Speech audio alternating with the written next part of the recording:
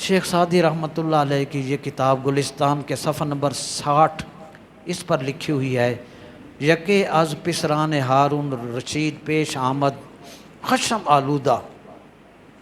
ہارون رشید کا ایک بیٹا اپنے باپ کے آگے بڑے غصے کی حالت میں آیا، مرا فلاں سرہنگ زادہ دشنام مادر داد، وہ فلاں سپاہی کے بیٹے نے مجھے ماں کی گالی دی ہے۔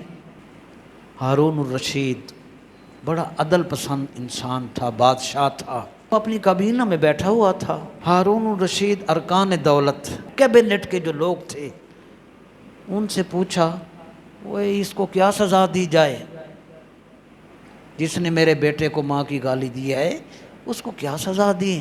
یکے اشارت بکشتن کرد، ایک وزیر نے کہا جی اس کو قتل کر دو۔ دوسرے سے پوچھا تیری رائے کیا ہے؟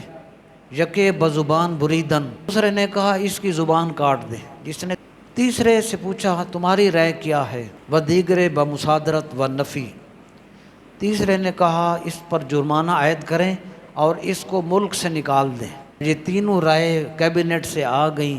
کیا بات بڑے لوگوں کی، میں کہتا ہوں بڑا وہ ہوتا ہے جس کا حوصلہ بڑا ہوتا ہے۔ بادشاہ نے جب یہ تینوں کی رائے سن لی، ہارون گفت اے پسر کرم آست کے عفو کنی، بیٹے ادھر آ، میری رائے یہ ہے کہ تو اسے معاف کر دے۔